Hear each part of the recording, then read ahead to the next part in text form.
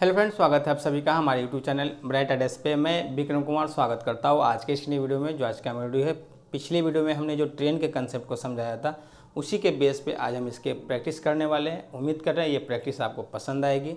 बिल्कुल सिंपल तरीके से इसको समझेंगे और इस वीडियो के माध्यम से हम ट्रेन की लंबाई निकालना जानेंगे, उसके स्पीड को निकालना जानेंगे और समय को निकालना जानेंगे। तो चलिए हम शुरुआत करते हैं इसके बेसिक कंसेप्ट से और हमारे साथ आप भी प्रैक्टिस ज़रूर करें।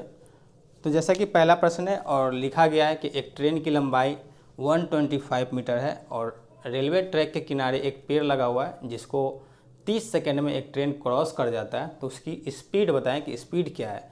तो आपको पता होगा ट्रेन की लंबाई दिया हुआ है 125 मीटर और एक वृक्ष को पास करने में 30 सेकंड का समय लगता है। तो आपसे पूछा जा रहा है कि स्पीड बताएं, स्पीड क्या होगा। तो आपको पता होगा कि स्पीड बराबर क्या होता है, डिस्टेंस अपॉन टाइम होता है। तो हमारे पास डिस्टेंस जो दिया हुआ है वो 125, टाइम जो है वो 30 सेकंड का है। जैसे ही सॉल्व करेंगे तो 5 से जाएगा 6 टाइम में और 5 से जाएगा ये 25 टाइम में। तो मतलब 25/6 मीटर पर सेकेंड ये हमारे पास एक ट्रेन का स्पीड है जो 30 सेकेंड में किसी वृक्ष को क्रॉस कर लेगी। ऑप्शन इसका अच्छा, हमारे पास जो ऑप्शन है वो किलोमीटर पर आवर में। तो आपको पता होगा कि कन्वर्ट करना सिखाया था मैंने, तो उसी के बेस पे है। तो हमारे पास मीटर पर सेकेंड है, किलोमीटर में करने के लिए हमें 18/5 से मल्टीप्लाई करना होगा। तो यहाँ 5 से ये चला जाएगा 5 टाइम में और 6 से चला जाएगा ये 3 टाइम में। मतलब 15 किलोमीटर प्रति घंटा की रफ्तार है उस ट्रेन की जो 30 सेकेंड में एक वृक्ष को क्रॉस कर लेती है। और ऑप्शन इसका बी सही है।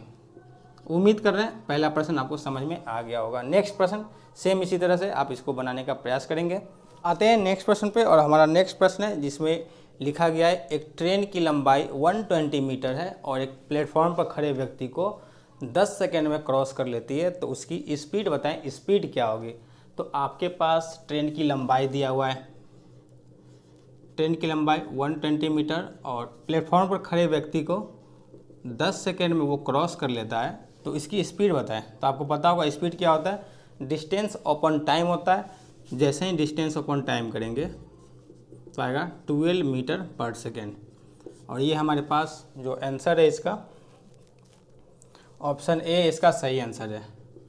ध्यान रखेंगे किसी व्यक्ति की बात करें, एक मैन की बात करें या फिर किसी ट्री की बात करें, इसकी लंबाई को हम ट्रेन की लंबाई में ऐड नहीं करते क्योंकि इसकी लंबाई नहीं होती है। ठीक है, लंबाई जो होगी वो ब्रिज की लंबाई होगी और या फिर दूसरे ट्रेन की लंबाई होगी। तो ये ध्यान रखना है कि इसमें व्यक्ति की लंबाई को जोड़ा नहीं जाता है। नेक्स्ट प्रश्न हमारे पास है जिसमें लिखा गया कि एक रेलगाड़ी 80 किलोमीटर पर आवर की स्पीड से चल रही है और 4.5 घंटे में वो दूरी को कंप्लीट करती है। अगर यही दूरी को 4 घंटे में तय करना हो तो स्पीड क्या होगी, ये पूछा जा रहा है। तो आपके पास डिस्टेंस बराबर क्या होता है, सबसे पहले डिस्टेंस बराबर स्पीड इनटू टाइम होता है। ट्रेन की जो स्पीड है वो 80 किलोमीटर है पर आवर और टाइम जो लग रहा है वो 4.5 आवर लग रहा है, इतनी समय लग रहा है। तो ये टोटल डिस्टेंस हुआ और इसी डिस्टेंस को 4 घंटे में तय करना है। तो स्पीड क्या होगी, तो 4 घंटे में अगर हम तय करेंगे तो ये आएगा 20 और 20 से जैसे ही इसको करेंगे तो 80 और 10 90 किलोमीटर पर आवर ये हमारे पास स्पीड होगा। अगर हम 4 घंटे में इसी दूरी को तय करना चाहते हैं तो 90 किलोमीटर पर आवर की स्पीड हमको रखना पड़ेगा। सबसे पहले हमने क्या किया कि एक ट्रेन की जो लंबाई दिया हुआ एक ट्रेन का जो स्पीड दिया हुआ था वो 80 किलोमीटर पर आवर दिया हुआ था और टाइम जो दिया हुआ था वो 4.5 आवर दिया हुआ था। इतने समय में वो दूरी को तय कर लेता है। तो टोटल डिस्टेंस ये हो गया, ये पूरा डिस्टेंस है, यहाँ से यहाँ तक ये पूरा डिस्टेंस है। और इसी डिस्टेंस को अब हम 4 घंटे में तय करना है। तो स्पीड बराबर क्या होगा, डिस्टेंस अपॉन टाइम। तो डिस्टेंस अपॉन टाइम तो 90 किलोमीटर पर आवर और 90 किलोमीटर पर आवर है। तो आंसर हमारे पास ऑप्शन डी इसका सही आंसर है। उम्मीद कर रहे हैं समझ में आ गया होगा। नेक्स्ट प्रश्न हमारे पास है जिसमें लिखा गया कि एक ट्रेन की लंबाई 120 मीटर है और किसी खंबे को पार करने में 6 सेकंड का समय लेती है। तो उसकी स्पीड बताएं कि स्पीड क्या होगा। तो स्पीड बराबर क्या होगा, दूरी अपॉन टाइम आएगा 20 मीटर पर सेकेंड हमारा जो ऑप्शन है वो किलोमीटर पर आवर में है, तो किलोमीटर पर आवर में करने के लिए हमें 18/5 से मल्टीप्लाई करेंगे, तो 4 से ये चला जाएगा तो आएगा 72 किलोमीटर पर आवर। ट्रेन की जो स्पीड है वो 72 किलोमीटर पर आवर के स्पीड से वो चल रहा है, और ऑप्शन इसका ए ऑप्शन सही हो जाएगा। उम्मीद कर रहे हैं प्रश्न समझ में आ गया होगा।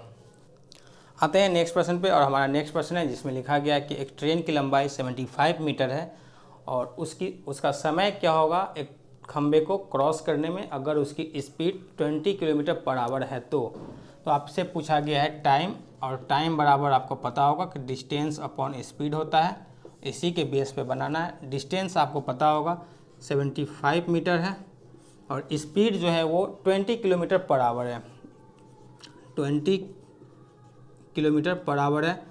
तो आपसे टाइम पूछा जा रहा है, तो आपको पता होगा ये मीटर है ये किलोमीटर में है, तो दोनों सेम होना चाहिए। तो हमें क्या करेंगे, इसको मीटर पर सेकेंड में करेंगे। इसको करने के लिए 5/18 से मल्टीप्लाई करेंगे।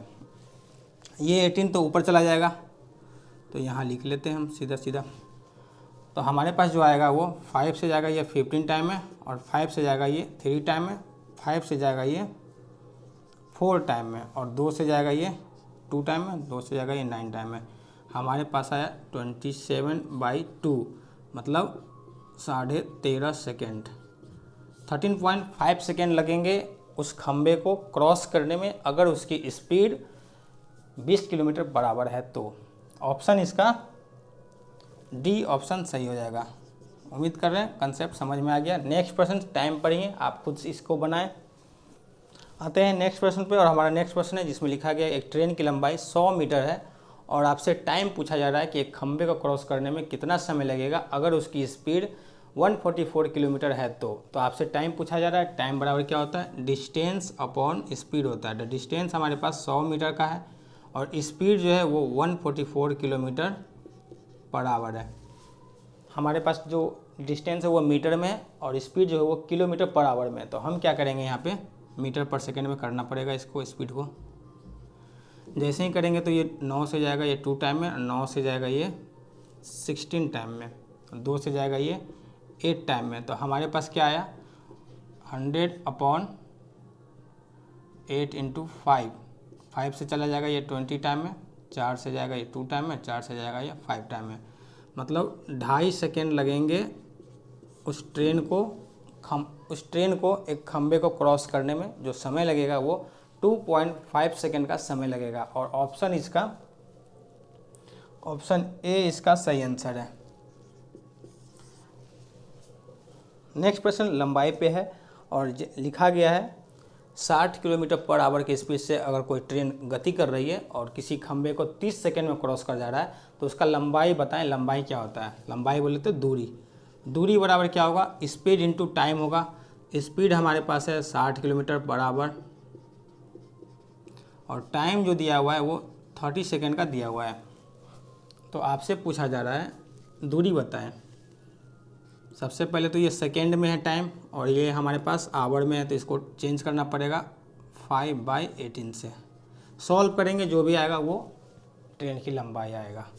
6 से चला जाएगा ये 10 टाइम में, 6 से चला जाएगा ये 3 टाइम में, 3 से चला जाएगा ये 10 टाइम में। तो 10 जा 100 और 100 में 5 से मल्टीप्लाई करेंगे 500 मीटर। उस ट्रेन की लंबाई जो है वो 500 मीटर की है। स्पीड 60 किलोमीटर पर आवर है। किसी खंबे को क्रॉस करने में 30 सेकेंड का समय लेता है। ऑप्शन इसका डी ऑप्शन सही है।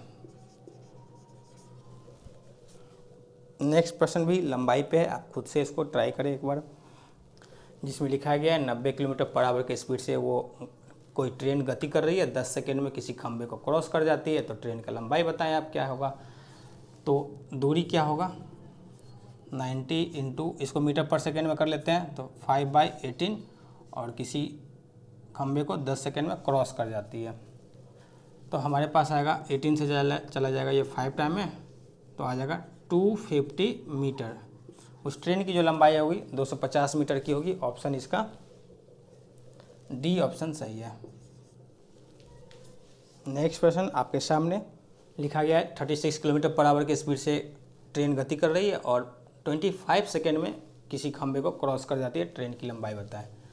तो लंबाई क्या होगा 36 किलोमीटर पर आवर, और मीटर पर सेकेंड में इसको करेंगे क्योंकि टाइम जो है वो सेकेंड में है, 25 सेकेंड का है। तो 18 से चला जाएगा ये 2 टाइम में, और 5 2 = 10, और 10 में जैसे ही मल्टीप्लाई करेंगे तो यहाँ भी आएगा 250 मीटर ट्रेन की जो है वो लंबाई है। ऑप्शन इसका बी ऑप्शन सही हो जाएगा। उम्मीद कर रहे हैं आपको समझ में आ रहा होगा। तो उम्मीद कर रहे हैं सारे प्रश्न आपको समझ में आ गया होगा, और नेक्स्ट प्रश्न हमारे सामने जो है वो आपके लिए होमवर्क में रहेगा। उम्मीद कर रहे हैं इसके आंसर हमारे कमेंट बॉक्स में आप ज़रूर करेंगे, और मिलेंगे नेक्स्ट वीडियो में। Thank you so much video को पूरी तरह से देखने के लिए। समझ में आ रही है लाइक सब्सक्राइब कमेंट एक बार ज़रूर करें, और बुक से प्रैक्टिस करेंगे तो ही ज़्यादा बेहतर होगा और आप ज़्यादा कुछ सीख पाएंगे। तो इसी के साथ मिलेंगे नेक्स्ट वीडियो में। Thank you so much.